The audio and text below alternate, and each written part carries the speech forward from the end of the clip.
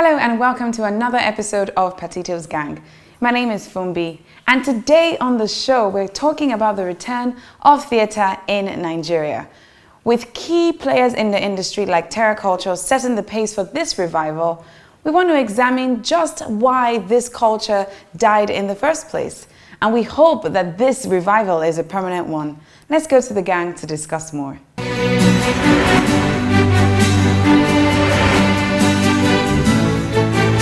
There's a heroine of mine going around now. Her name is Lonnie Peters. I really am amazed by the work that she has done in this effort by a number of people to revive theatre in Nigeria. And it's coming from several directions. One is the fact that culture was suffering so badly without theatre. Something that was very big. I mean, when we went to universities in this country, you went to University of Nigeria and the arts theatre was about the real choros of this world. Urienyi, as she was in those days performing. We went to Trenchard Hall, the University of Ibadan, the Shoyinka's Hell's Way culture. Today, I'm not sure what's happening in those places. Theatre died. It was not just in Nigeria, it happened in Ghana. In December of last year, I think, I wrote a piece on the revival of theatre in Ghana and what Bolanle Austin Peters was doing in Nigeria. Really excited. And she's gone further. She has now created the Terra Culture Arena. And that is progress. From when we had an underutilized, what's the place near? No, not National, well, National Theatre and that story altogether. That is underutilized. Even the Peck Repertory Theatre, the J.K. Randall Hall, which was a small place that we used to go when Chuck Mike and co were around. And some of us were on the board of the performance workshop. To come in to see a new theatre emerge in the heart of Victoria Island that people can go to, giving us the opportunity for a night economy. I mean, that's beyond culture. It's a major dimension of what is happening there. But how did we manage? What happened in Nigeria? How did we manage to see all of this die? That we are now struggling to revive this? Really, I think, just to corroborate what you said, in our university days, I mean, 1970s, Don't let them know you're so old. they They know I'm old, but don't let them. they don't know I'm older. in our days in the university, really what was making our nightlife were the film shows. You come to Ampeka in Apapa, you pick the big boxes and you bring it to UI or you bring it to, or take it to the club, the staff club. We had their played on Fridays, and keep the teachers occupied. Then the students, you see people like Professor Adeluga, then Sam Loco, these were students, students, but they were practical, hands-on students that were, engaging exactly. And by so doing, many dramatists were produced. And most of the people you see today, or people who are even fading away, were the product of this Shoyinka, And now that we don't see such thing, and children or students must still be occupied in the evening.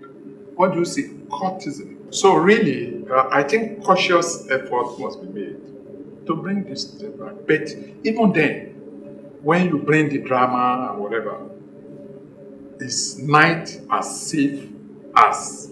Well, in fact, it all goes together. That's part of it. Because if we want a night economy, then going out at night must be assured as safe. When we were in the university back in the early 70s, we used to come to Lagos, take a taxi from Martin Street there, and go home at 2, 3 a.m. That is all. Anything you wanted was running till pretty late in the oh dash me taxi. Look at this bushman. Promoting yourself. You had that for Shomolu Bariga. It would be Fade. See, he doesn't know that I was of a superior brand.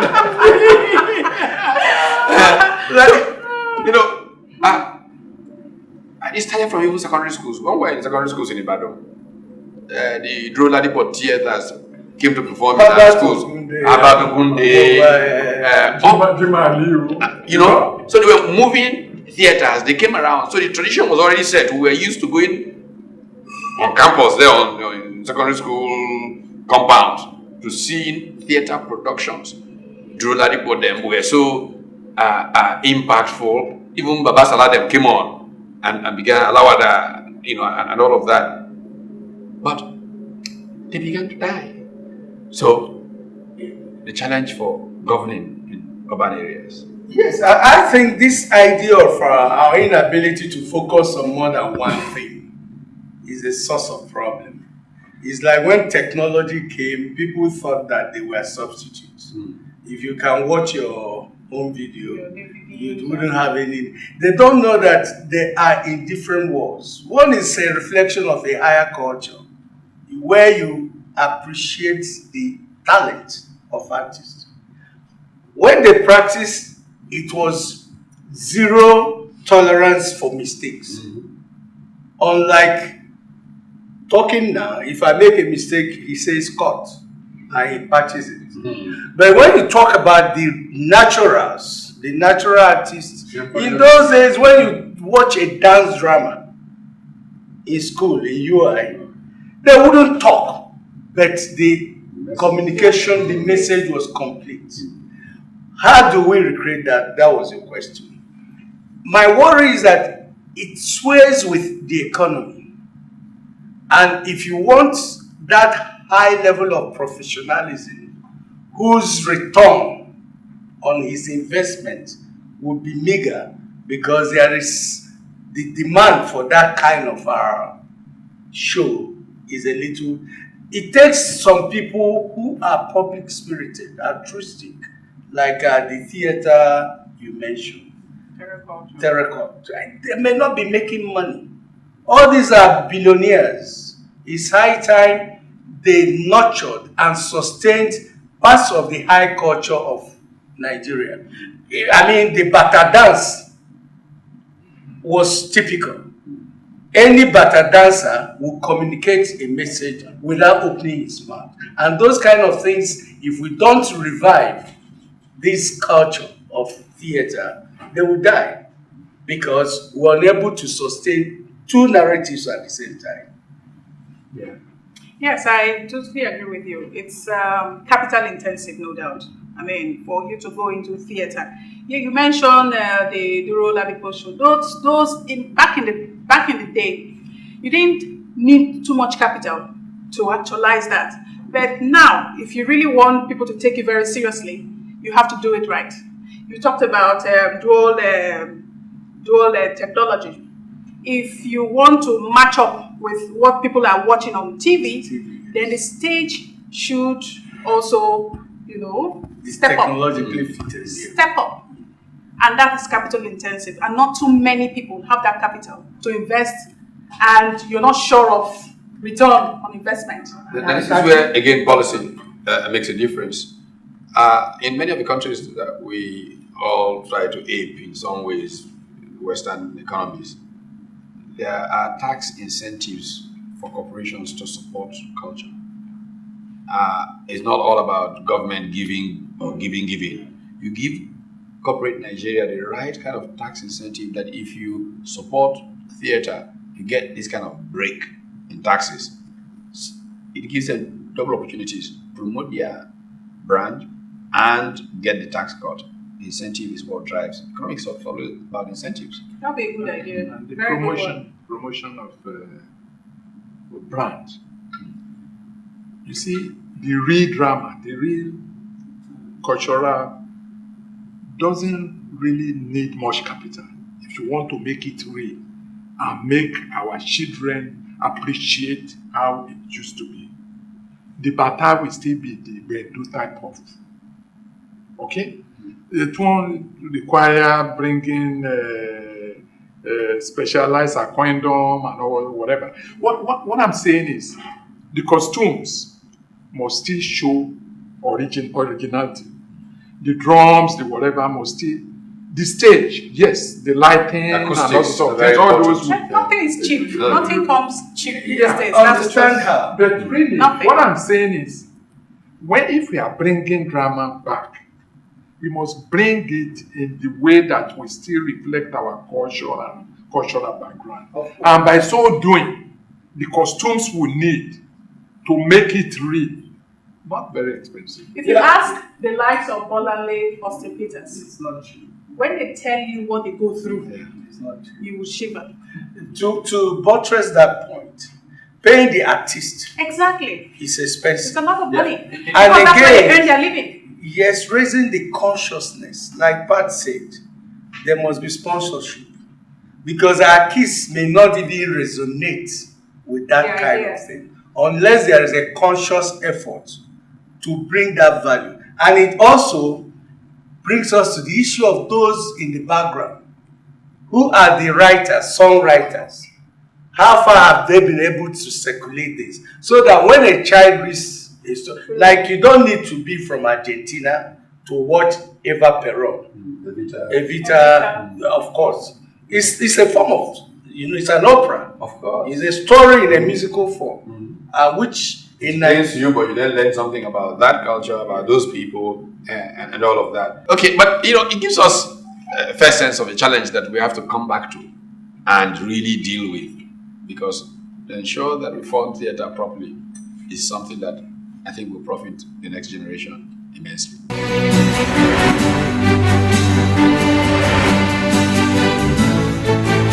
We've seen that theatre is a huge part of keeping the culture and values of a society. And just as ours died, we want to go to the streets to find out if people are starting to feel this revival. Let's hear from them. When the government is saying that way, it will be reduced. We don't want people that are just striving to get there. I think the theatre can be revived in that there are so many strategies that can be adopted. I see a lot of individuals like Bolanle, Austin Peters trying to do some stuff. I've seen Kakadu, Saro the Musical, Waka, and these are individuals. But these are just splinters of people. I mean like a whole bunch of people coming together to rebuild this industry. That is possible. Now on the part of the government, I think also that at the time theatre was really in vogue, the times have changed. And the strategies with which we promote the theatre should also change and move with the time. Take for example, at that time there was no social media. At that time there was just probably one TV station. So if you get on one TV station, you are popular everywhere. But now there are several platforms. There's an online platform, there's private TV stations, there's government TV stations, there are so many things. So I think the government needs to get to those platforms where the youths participate. Like you can see the little girl, Emanuela, she's so popular because she blew up on Instagram. You have Snapchat celebrities, you have a whole lot. So if you really want to promote a theatre show, promote it like you're promoting something that wants to cut across. I think it's much more educational and more inspiring to watch it in real life. I think it's better, and you actually have more fun compared to when you go to the cinemas and all that, because you can see it, you can feel it, and you can as well connect to the actors and actresses. And I think it is more detailed. So I think it's going to have a lot of benefits on the growth of the economy. Theatre is the raw form of movies. Like theatre art is a beautiful art form. It's raw, it's real. You can feel the emotions, you connect more to seeing them on stage. I've been to a few plays, as you put them. It's just beautiful going back to what theatre art originally was, back to Shakespeare, Macbeth and all these other things. So now the Nigerian government helping them can help us increase the exposure of the average Nigerian youth. You go to school, there's fine arts, there's theatre arts. You don't see people going there, but it's a very, very beautiful aspect of the Nigerian culture.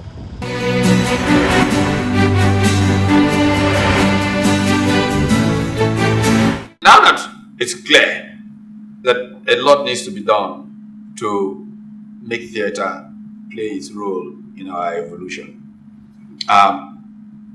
what are some practical things that we need to do to support people who are engaged in reviving theatre after, let's be very frank, a season of a collapse of culture. If anything that happened to us, military rule did one horrible thing. This convergence of ignorance and arrogance that was really military rule led to a collapse of culture. What are the things that we need to do to create incentives to revive culture? Things like theatre. I'm just take a very simple example. Business around the world, one of the great ways of building friendships, building loyalty from very top stakeholders is to have what is referred to as experience marketing. And so one or two companies have done it in Nigeria in the past. I remember several years ago there was Ovaramwe, I think, running in other law theatre. One of the banks sponsored it, and yeah. What it Part of life. what you do with experience marketing is you have that kind of a pop culture thing, and you invite special friends, guests, people you want to reach, National Assembly members, whatever, and they come to your booth. During the break, they come to the booth while having drinks. Your top managers will interact with them, and you can communicate, say what kind of policies you're trying to see, what kind of laws enacted, and they are better informed and all of that. So you have double benefit. Strengthen your brand, multiple benefits in fact. Strengthen your brand, you get information in a relaxed environment to people who are going to make decisions that will be in your interest, and you help raise culture. I think when you talk about incentives, you look at the enabling environment. I think one of the things that will come into play is security. Security is very important because most times this theatre art, they happen in the evenings. Usually, you want to take your family out. You're putting a lot of things into consideration. When we go out, we come maybe at about 12 and all of that. Is it safe for me to come? You know the first thing with that security is light. Yes.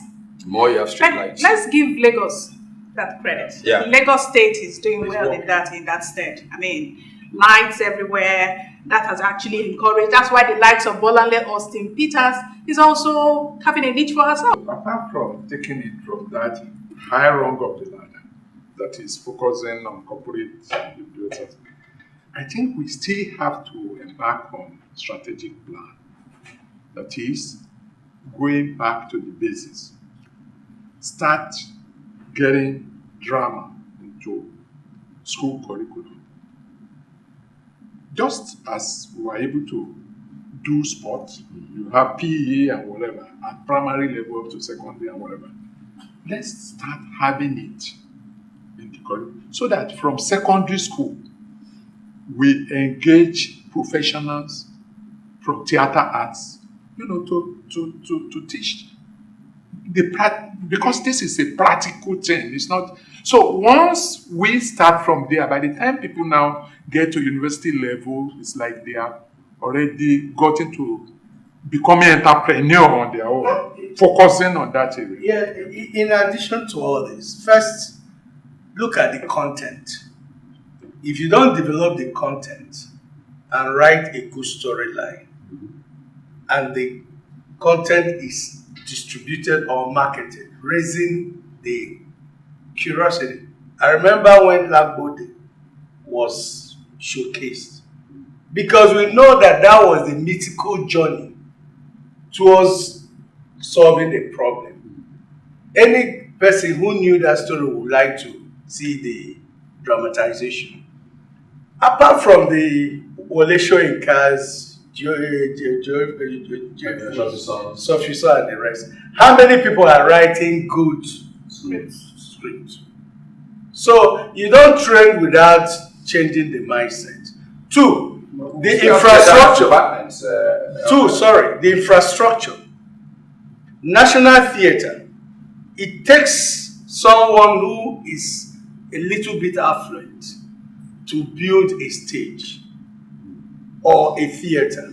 Government can start with reviving the National Theatre. I think that plan is already in place. Security in place, marketing in place, branding, and all these things will come. It may not all come all over the country. It could start from Lagos. And by the osmotic, pressure, it will seep out to other areas. Like in Owerri. Owerri is a place waiting to explode in terms of nightlife and tourism, where people can sit and they watch natural musicians in what you call it the bongo music, right? They come there, they play, people enjoy. It could also be leased with this kind of thing. So that's where you've been going. When I look for you, you go to Import Required Ikenga. Import Required Ikenga. What can promote drama as,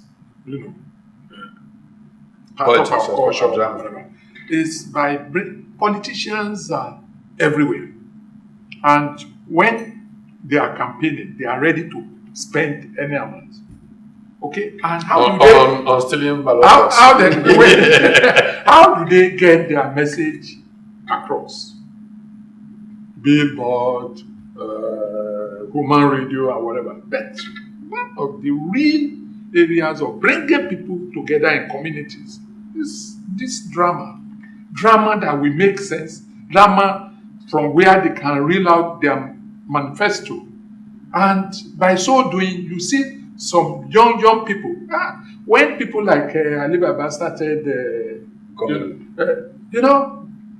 Well, God has warned you until ballots count. It could be better investment to look at the end product. So to latch on what you just said now, you can actually use that, even the theatre, the drama and all of that, you can use that to change the narrative in society. It doesn't necessarily have to be tied to politics. I mean, we talked about vices. Yeah. You can use that to push such messages to the young ones that come. This thing is bad, that is bad. If you do this, this is the consequence and all of that. So that's in itself, yes. When they identify with the characters. Yes. And this character, that they identify with, does things in a particular way, suggests that some things are bad, it influences. Yes, the behavior. protagonist and antagonist, all of that will come into play, and that in itself can be a very good way of changing society. All right. All good things have to come to an end. So let's hope that the end of this is seeing theatre pop up all over the place. And we'll have our own local Tonys. Tonys are the awards that go to theatre people in the US. The Emmys for TV people, I believe Grammys for the musicians, and Tonys for theatre. Yes, hoping for the best.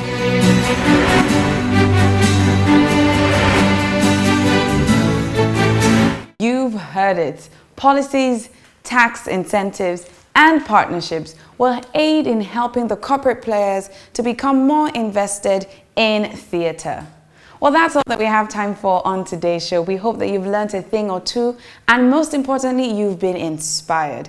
Let's keep the conversation going by following us on all our social media platforms that are displayed on your screen right now. If you missed an episode, don't worry. Just go to our YouTube channel at Patitos Gang TV and subscribe to the YouTube channel and watch all the episodes that you want to watch. Till next time, my name is Fumbi Ogunbanwo. Take care.